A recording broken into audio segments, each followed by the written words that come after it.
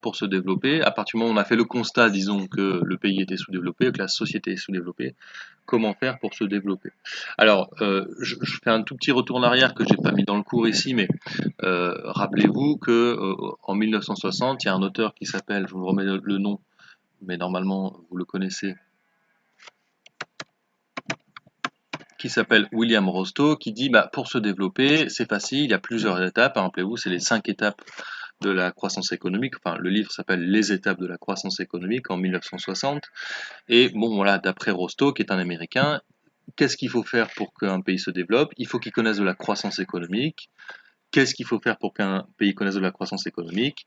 Il faut qu'il y ait un décollage, rappelez-vous, qu'il y ait un moment où l'investissement décolle brutalement, ce qui permet à certains secteurs économiques, et en particulier au secteur industriel, de connaître une croissance de la production rapide qui va entraîner le reste de l'économie dans la croissance et ensuite vers le développement. Euh, alors, je rappelle quand même ce travail de Rostow, ou cette référence à Rostow, parce que il a quand même eu une influence intellectuelle et aussi politique dans les années 60, où dans les années 60, on se dit encore que pour qu'un pays se développe, c'est-à-dire pour que les conditions de vie de sa population s'améliorent et que sa population puisse avoir accès à des biens et des services de plus en plus diversifiés, il faut de la croissance économique et il faut sans doute de l'industrie. Euh, et c'est pour ça qu'au début, même, les stratégies de développement, et c'est ce qu'on va voir là dans le petit 1, au début, les stratégies de développement, c'est beaucoup des stratégies de développement économique, des stratégies de croissance économique, et beaucoup des stratégies de croissance industrielle, hein, basées sur l'industrie.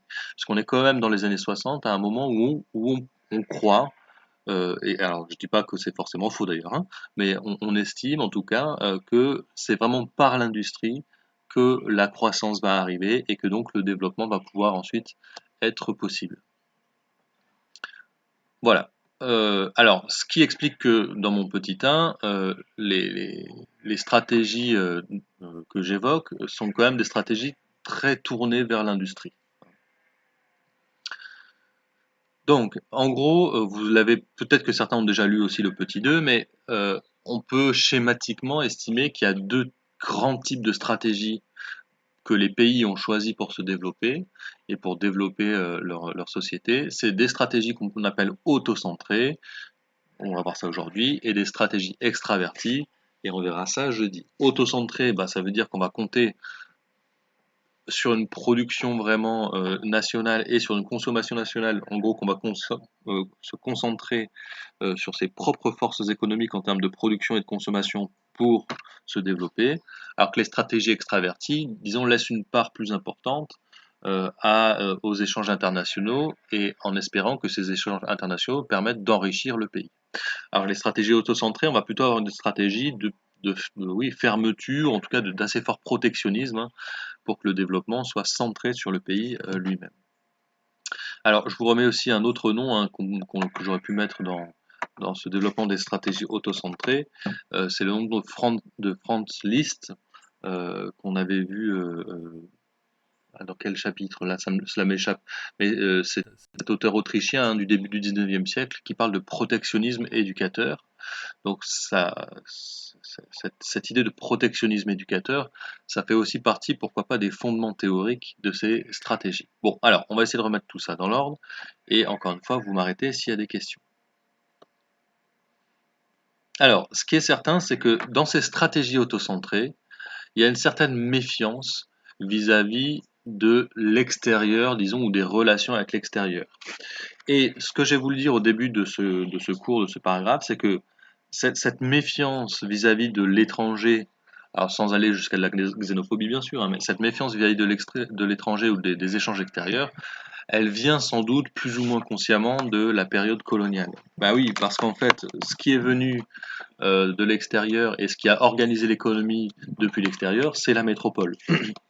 Et ça s'est fait plutôt au bénéfice des métropoles et rarement au bénéfice des espaces colonisés. Des espaces colonisés, pardon. Donc, voilà, l'idée d'aller échanger à l'extérieur ou d'avoir une influence extérieure, bah, c'est quelque chose qui ne passe plus très bien dans de nombreux pays décolonisés à partir des années 50 et des années 1960. Alors, d'autant plus que Donc ça, c'est ici dans le cours, je vais prendre le pointeur. D'autant plus que les colonies, elles ont. Oh, j'ai un énorme pointeur aujourd'hui. Je ne sais pas si c'est pareil pour vous. Les colonies, elles ont laissé un- un- une organisation économique qui est un petit peu particulière. C'est-à-dire que souvent dans la colonisation, vous aviez le développement d'un secteur avec une certaine modernité. Alors souvent c'était un secteur minier par exemple ou un secteur d'exploitation par exemple du pétrole et du gaz en Algérie. C'était le coton parfois dans certaines colonies où là l'agriculture du coton était pour le coup un petit peu intensive, un petit peu mécanisée. Euh, Certaines infrastructures étaient, elles, un peu modernisées aussi, notamment les ports, puisqu'il fallait bien ensuite acheminer les marchandises vers les métropoles. Donc, voilà, disons qu'il y avait quelques secteurs modernes, et puis il y avait un peu tout le reste qui était laissé en dehors de la modernité économique, en dehors de l'investissement productif, et donc qui est un secteur qui est resté très peu productif. Donc c'est pour ça que François Pérou, il parle de structure duale de l'économie ou de dualisme des structures économiques. Bon, j'ai pas reçu de question là-dessus, donc je pense que c'était à peu près clair. Et puis c'est vrai que l'idée est relativement simple. Il y a un secteur ou quelques secteurs qui ont été à peu près modernisés, et puis il y a le reste de l'économie qui est très peu productive. Alors, d'après Lewis, qu'on avait déjà croisé, pour l'histoire de l'émigration, enfin de l'exode rural, pardon. Pour Lewis, finalement, cette situation, elle peut permettre malgré tout un certain décollage ou un certain progrès économique, parce que entre ce secteur moderne et ce secteur improductif, peu productif du reste de l'économie, il va y avoir des transferts de main-d'œuvre. D'après lui, évidemment, la main-d'œuvre va être attirée par le secteur qui rémunère le mieux, et ça va être le secteur moderne. Donc le secteur moderne va attirer de plus en plus de travailleurs. Ces travailleurs eux-mêmes vont être de mieux en mieux rémunérés, hein. C'est parce que d'après Arthur Lewis, le secteur moderne fonctionne comme une économie de concurrence pure et parfaite. Donc dans le secteur moderne, les salaires sont payés au niveau de la productivité marginale. C'est une hypothèse que conserve Arthur Lewis. Donc dans le secteur moderne, qui conserve un fonctionnement, disons, de style néoclassique, les salaires sont payés à la productivité marginale. Or, c'est des secteurs où la productivité marginale du travail est assez élevée, donc les salaires sont assez élevés. Les travailleurs vont donc venir plus nombreux travailler dans ce secteur. Les travailleurs s'enrichissant, eh ben, ils vont consommer davantage, ils vont avoir une demande de biens et de services qui s'élargit, et cette demande de biens et de services qui s'élargit va dynamiser l'ensemble de l'économie. Donc pour Lewis, cette espèce de réserve de main-d'œuvre dans le secteur traditionnel, dans le secteur peu productif, c'est un bon point de départ quelque part pour l'industrialisation et l'investissement. En fait, ça ressemble beaucoup à cette analyse d'Arthur Lewis, ça ressemble beaucoup finalement euh, à, à l'analyse, vous savez, de la proto-industrialisation de Franklin Mendel, c'est-à-dire vous aviez un travail qui était assez peu productif parce que disséminé dans les campagnes, dans le domestic system, et cette main-d'œuvre peu productive euh, progressivement va être rassemblée dans un secteur plus modernisé. Alors là, la question c'est est-ce que c'était fait de manière totalement volontaire ou est-ce que c'était parfois un peu forcé? Je ne sais pas si vous vous rappelez du documentaire sur les ouvriers que vous avez vu maintenant il y a 3 semaines, mais c'est vrai que c'était une contrainte économique, hein, beaucoup qui a poussé les ouvriers vers les industries modernes au 19e siècle. Bon, toujours est-il que, euh, pour en revenir plutôt à Arthur Lewis, dans ces pays où il y a un dualisme des structures, ce dualisme peut permettre finalement un décollage économique puisque les travailleurs vont être attirés vers le secteur moderne. Bon, mais ça, euh, c'est possible seulement si dans le secteur moderne on peut investir. Autrement dit, s'il y a des financements possibles pour l'investissement et en particulier pour l'investissement industriel. Et là, problème, ça c'est Ragnar Nursk qui en parlait dans les années 50, problème c'est que l'investissement dans les pays sous-développés n'est pas facile à financer. Ça, je pense que vous l'avez bien saisi, j'ai pas reçu de questions particulières là-dessus. Pas facile à financer parce que l'épargne nationale, elle est elle est très faible en raison de la faiblesse des revenus. Les systèmes bancaires dans les années 50, en tout cas quand Nursk écrit son article dans les années 50 ou 60, le secteur bancaire est très faiblement développé dans ces pays-là. Les capitaux étrangers, alors pendant les Trente Glorieuses déjà, sont fortement régulés. On ne peut pas facilement faire des investissements à l'étranger. Bon, et en plus, il y a tellement besoin d'investissement pour la reconstruction en Europe qu'il n'y a pas tellement de disponibilité de capitaux étrangers pour ces pays-là. Bref, en gros, bah, on manque de sources de financement pour des investissements dans les pays sous-développés. Bon, hein, donc j'espère que vous avez bien saisi ce document 13 aussi que je vous ai montré, hein, enfin que je vous ai mis, qui est la schématisation du cercle vicieux de la pauvreté chez Nursk. Bon, c'est assez logique, hein, voilà, il y a pas assez d'épargne, donc il n'y a pas d'investissement. S'il n'y a pas d'investissement, il n'y a souvent pas d'innovation, pas de gain de productivité, donc les salaires ou les niveaux de vie restent faibles. Si les niveaux de vie restent faibles, eh ben, il y a peu d'espace, enfin il y a peu de revenus pardon, pour l'épargne, et donc on retourne au point de départ, hein. C'est ça l'idée du cercle vicieux, hein. Faible épargne, faible investissement, faible gain de productivité, faible progression des revenus, et donc faible épargne, et voilà comment le cercle devient vicieux. Donc ça, c'est un peu la situation initiale, hein. C'est un peu long à présenter, mais c'est important de comprendre finalement d'où partent tous ces pays. Alors là, c'est vrai finalement, quelle que soit la stratégie adoptée, hein. Évidemment, il y a des nuances en fonction des pays. Là, on est obligé de faire des choses assez schématiques, peut-être un peu caricaturales, mais ça marche quand même pour la plupart des pays qui sont décolonisés. Et ça marche pour les pays qui vont adopter des stratégies autocentrées, mais ça marche aussi assez bien pour les pays qui vont adopter des stratégies extraverties. Voilà, alors on en vient justement maintenant à ces stratégies autocentrées. Bon, elles sont vraiment pas compliquées à connaître, à comprendre, et il y en a deux principalement, des stratégies autocentrées. Stratégie des industries industrialisantes. Alors l'idée est très simple, c'est on prend un ou quelques secteurs industriels sur lesquels on va concentrer des investissements et l'État va forcer l'investissement dans ces secteurs et on espère que ces secteurs vont alimenter une demande notamment de biens d'équipement, que ces secteurs vont distribuer des revenus sous forme de salaire à la population, enfin en tout cas aux travailleurs qui vont alimenter la demande dans d'autres secteurs. En gros, on espère en investissant dans un secteur, il va y avoir un ruissellement ensuite sur le reste de l'économie. Ruissellement en termes de distribution de revenus, ruissellement en termes de demande de biens d'équipement, pour que le reste des secteurs ensuite soit dynamisé et commence à se moderniser, à embaucher, à distribuer des revenus. Voilà, c'est vraiment le principe de l'industrie industrialisante. Donc, on prend un secteur, on bombarde d'investissements, on le développe à fond et on espère que ça va entraîner le reste des secteurs. L'Algérie, l'Inde, hein, c'est vraiment les deux principaux pays qui ont tenté euh, ce type de, ce type de stratégie. Alors, j'essaie de passer à la prochaine diapositive. Voilà, c'est là. Mais au début, il ne voulait pas.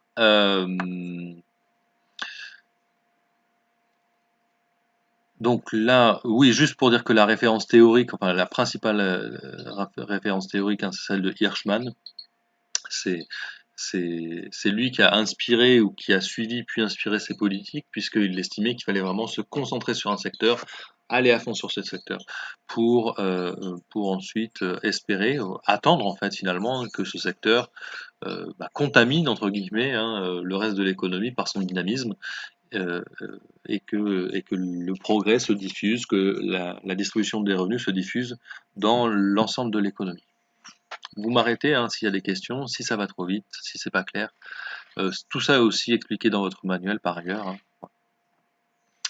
La deuxième grande stratégie, c'est industrialisation de substitution aux importations. Là, l'idée, c'est de développer non pas forcément un secteur industriel précis, mais les secteurs de production industrielle qui étaient auparavant concernés par les importations. Autrement dit, tous les produits que l'on importe pour la demande nationale, on va essayer de les produire nous-mêmes pour éviter finalement de dépenser de l'argent auprès de producteurs étrangers et dépenser cet argent auprès de nos producteurs nationaux pour que ces producteurs nationaux puissent s'enrichir, distribuer des revenus et donc alimenter ensuite un mécanisme de croissance économique. Donc, ça signifie que l'État, comme dans la première stratégie d'ailleurs, l'État va avoir un rôle important puisqu'il va bloquer les importations.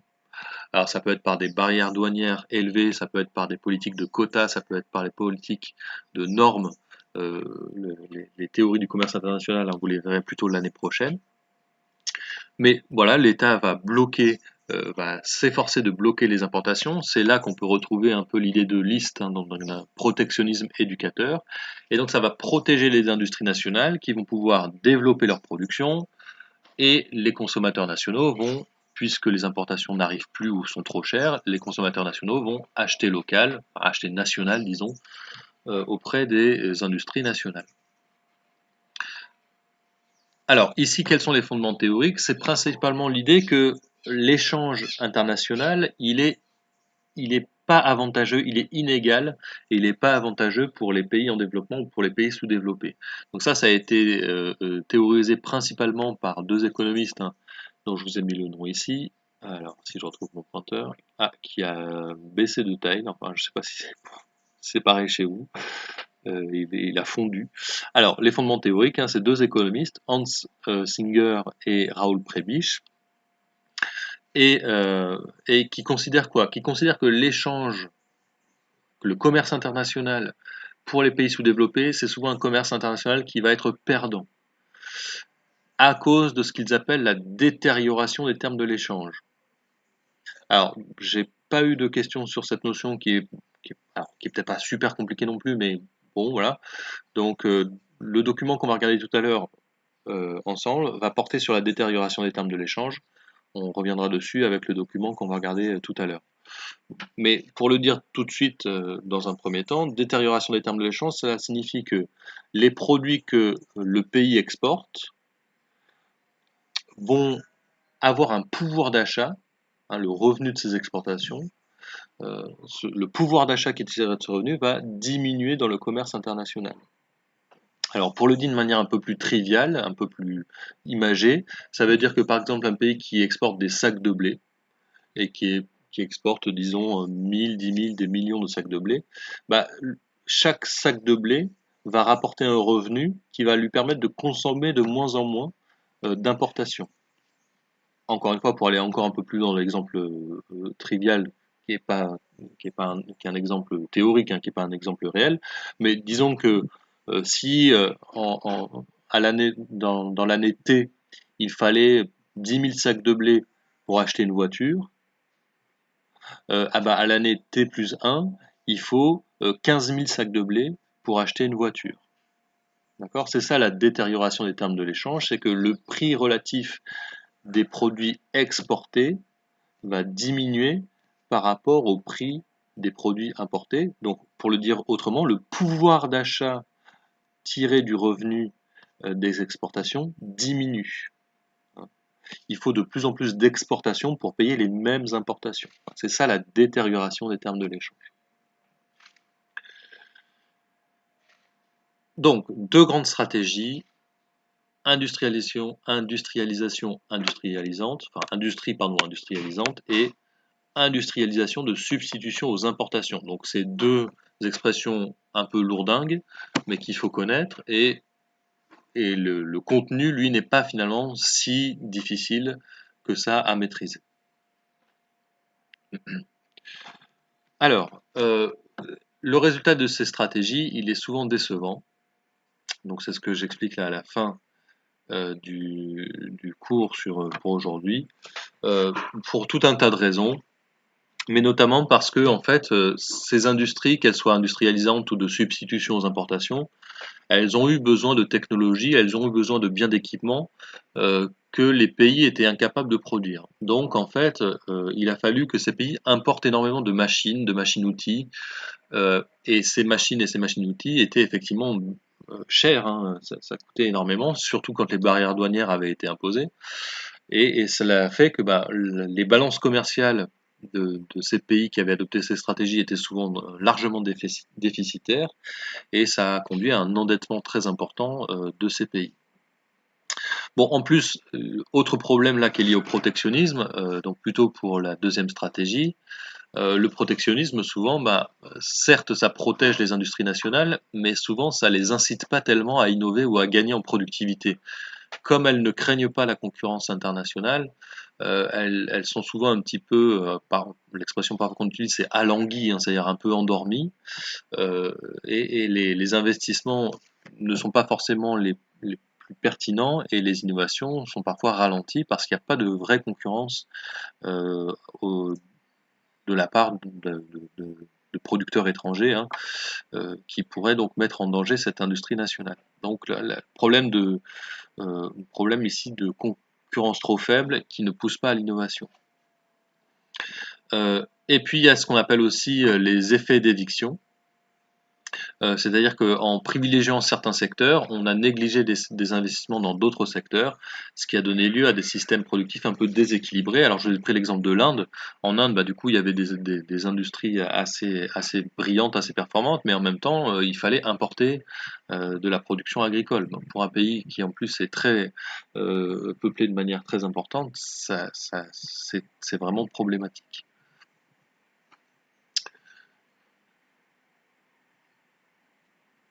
Voilà, hein, donc je suis allé un petit peu rapidement là-dessus. Vous me dites s'il y a des questions sur tout ce que je viens de raconter, donc ou sur le contenu des stratégies, sur les limites de ces stratégies, sur les fondements théoriques de ces stratégies. Est-ce qu'il y a des questions qui se posent?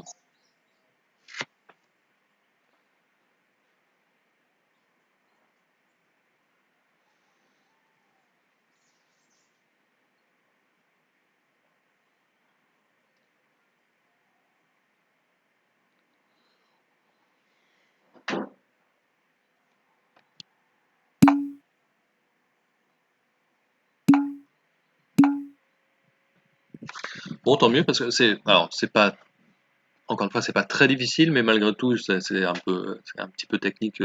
Les cours d'aujourd'hui, de jeudi, sont un peu plus techniques. Très bien. On va donc regarder ensemble le document. Je vais vous laisser regarder. Alors, c'est donc plus spécifiquement sur la détérioration des termes de l'échange. Et on va essayer de comprendre déjà le document et de voir ce que l'on peut en tirer.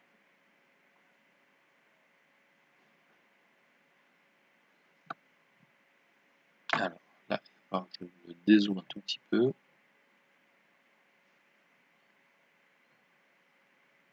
Voilà.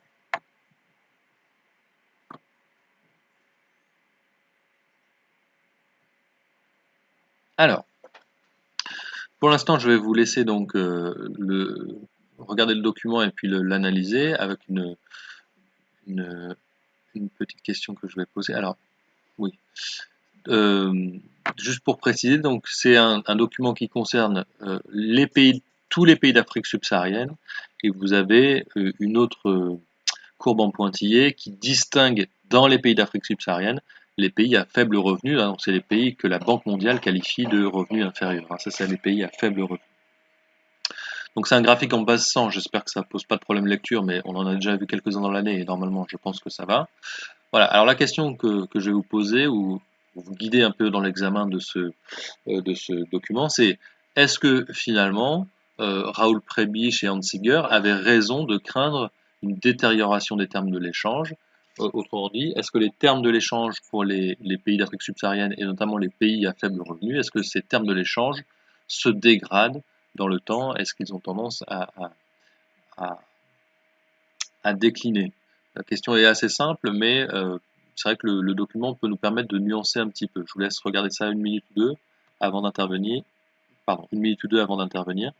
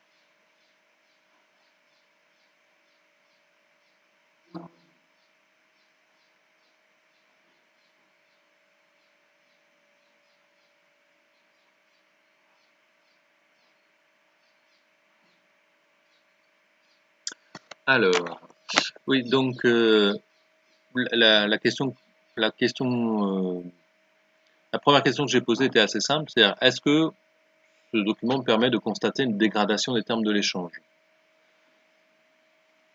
à votre avis?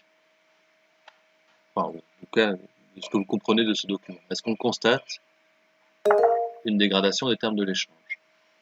Anaïs, oui? Bonjour. Bonjour. Oui, du coup, parce qu'on voit bien que même si pour tous les pays d'Afrique subsaharienne, après les années 70, ça a tendance à monter et à descendre, la tendance veut que ce soit dégressif. Ok, alors, disons que ce qu'on observe, c'est que, alors, c'est vrai, hein, je comprends tes remarques. Il y a deux choses qu'on voit en fait, principalement dans ce document. Donc, moi, je vais me concentrer sur la première chose que tu vois.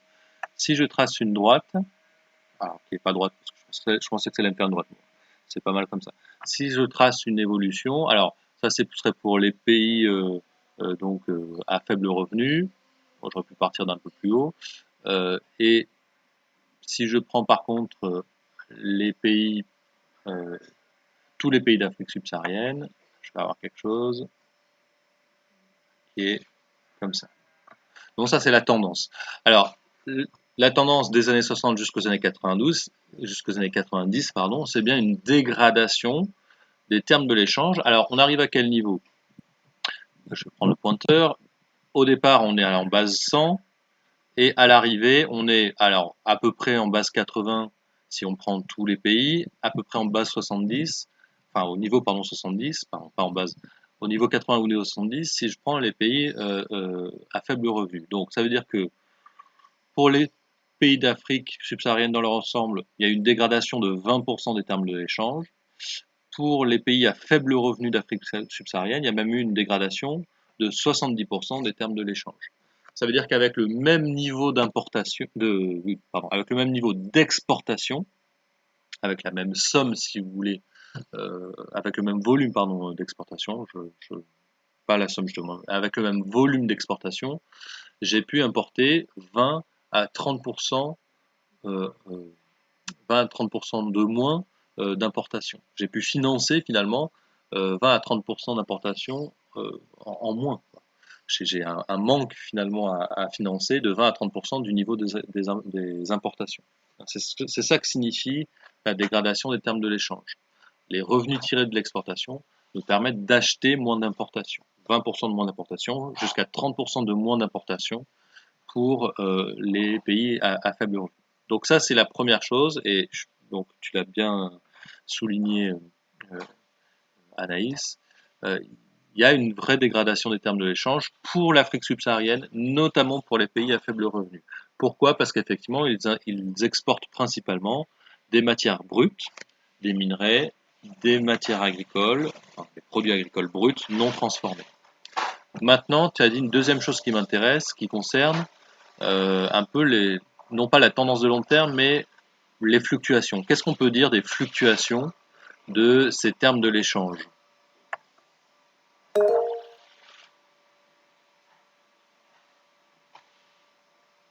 Alors, ok Anaïs, les autres n'hésitez pas aussi parce que c'est souvent, j'entends souvent Anaïs ce qui est très bien, ça me va très bien aussi, mais n'hésitez pas les autres aussi à proposer des réponses, hein.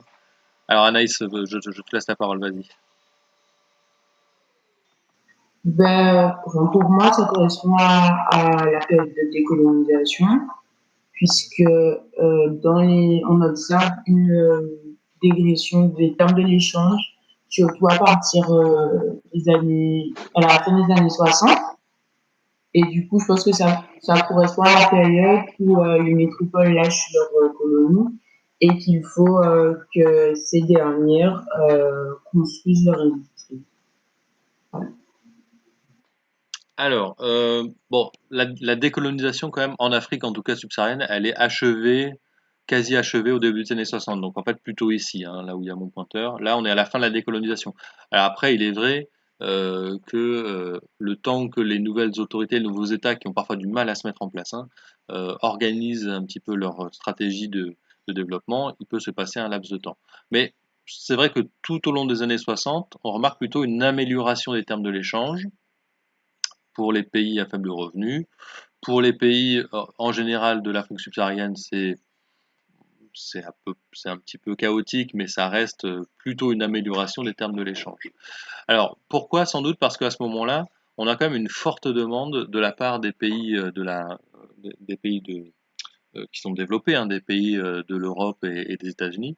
Forte demande de la part de matières premières, puisqu'on est justement en plein pendant les 30 glorieuses. Donc là, forte demande de matières premières. Donc on a plutôt des pays qui exportent des matières premières et des produits bruts qui s'en sortent assez bien. Ce qui se passe aussi, c'est qu'à ce moment-là, ces pays n'ont pas encore commencé à importer énormément de produits de la part des pays développés, depuis les pays développés.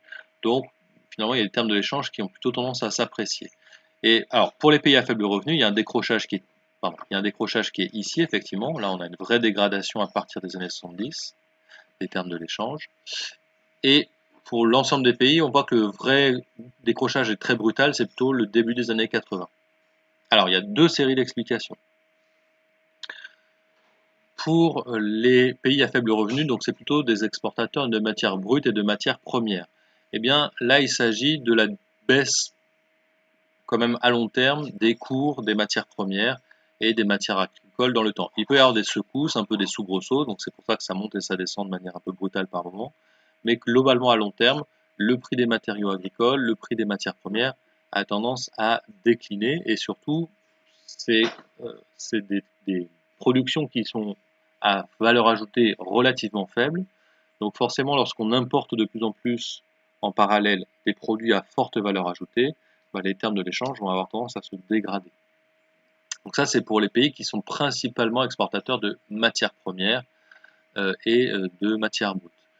Pour l'ensemble des pays ici, on voit qu'il y a un gros décrochage dans les années 80. Alors là, qui est un peu plus compliqué à analyser, je le fais quand même, mais c'est quelque chose que vous allez revoir surtout l'année prochaine. Qu'est-ce qui se passe ici? C'est qu'on a la mise en place, notamment aux États-Unis, de politiques monétaristes. Alors ça, on l'a quand même déjà vu ensemble, hein. C'est-à-dire que, rappelez-vous, à la fin des années 70, début des années 80, aux États-Unis, on essaie de lutter contre l'inflation.